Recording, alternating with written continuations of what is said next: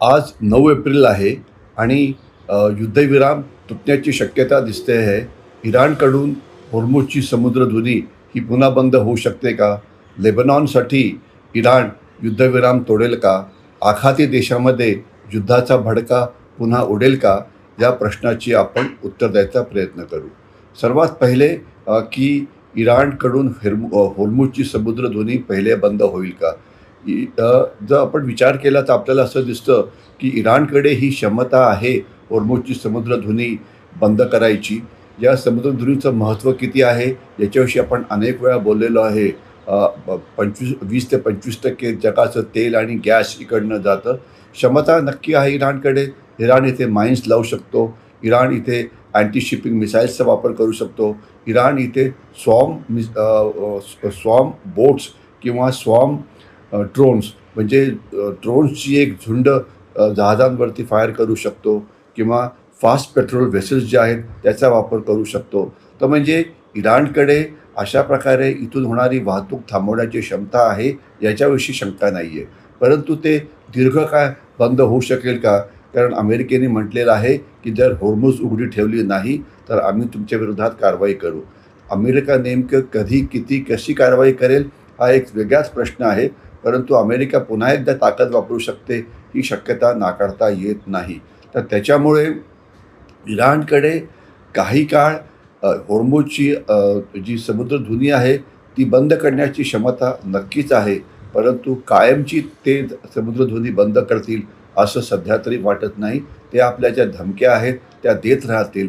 मुख्य उद्देश असेल की इस्रायलवरती दबाव आणणं. दुसरा प्रश्न आहे की लेबनॉनकरता इस्रायलचे हल्ले थांबवण्याकरता इराण ही जी ही जी हा जो युद्धविराम आहे तो तोडेल का? तर त्याचं उत्तर आहे ही शक्यता फार कमी दिसते आहे. कारण इराणची 80% शक्ती ही बरबाद झालेली आहे. 20% जी आहे ती त्यांना प्रिझर्व करून ठेवायची आहे आणि जर इराणवरती हल्ले झाले तर त्याकरता ती जास्त वापरतील. परंतु ते मात्र जी गोष्ट करू शकतात ती म्हणजे हिजबुल्लाला मदत करणं. मग ती क्षेपणास्त्रांची असो की तंत्रज्ञानाच्या मदतीने असो. आपल्याला कल्पना आहे की इराणची क्षेपणास्त्र जास्त ॲक्युरेट करण्याकरता चीनने मोठ्या प्रमाणामध्ये सॅटेलाईट नॅव्हिगेशन हे पुरवलं होतं. तर तसं लेबनॉनमध्ये हिजबुल्लाला दिलं जाऊ शकतं की ज्याच्यामुळे इस्रायलवरचा दबाव वाढेल. परंतु त्याच्याकरता युद्ध करणं ही शक्यता इराणकडून अतिशय कमी दिसते आहे. म्हणजे कंट्रोल्ड ॲग्रेशन किंवा कंट्रोल एस्केलेशन किंवा कंट्रोल्ड हल्ले हे होऊ शकतात. परंतु युद्ध व्हायची शक्यता ही मात्र कमी दिसते आहे. नंतर प्रश्न आहे की आखाती देश हे युद्धामध्ये सामील होऊ शकतात का? तर हे सगळे जेवढे आखाती देश आहे, सौदी अरेबिया आहे, बहरीन आहे, कुवेत आहे, येमेन आहे, या सगळ्या देशांमध्ये अमेरिकेचे लष्करी बेसेस आहेत.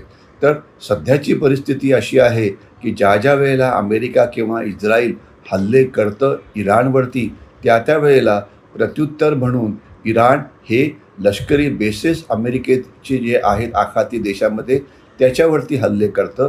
कारण ते जवळ आहे आणि तिथे हल्ले करणं हे सोपं आहे आणि तिथे तुलनेमध्ये जास्त नुकसान पण अमेरिकेच्या साथीदारांचं करता येतं.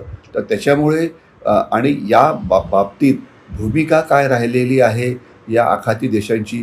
तर ते इराणला पुन्हा पुन्हा आव्हान करतात की तुम्ही आमच्यावर मिसाईल फायर करू नका वगैरे. परंतु ते स्वतःचं फक्त रक्षण करण्यामध्ये गुंतलेले आहेत. ते स्वतःच्या एअर डिफेन्सच्या मदतीने रक्षण करतायत. परंतु स्वतःहून हे आखाती देश इराणवरती हल्ले करताना दिसत नाही. तर त्याच्यामुळे युद्ध भडकेल केवढं? तर आखाती देश स्वतःचं रक्षण करत राहतील. परंतु इराणवरती हल्ला करण्याची त्यांची क्षमता अत्यंत कमी आहे. आणि गल्फ ऑफ होर्मुझचा भारतावरती किती परिणाम होतो याविषयी आपण पहिलेच बोललेलो आहे.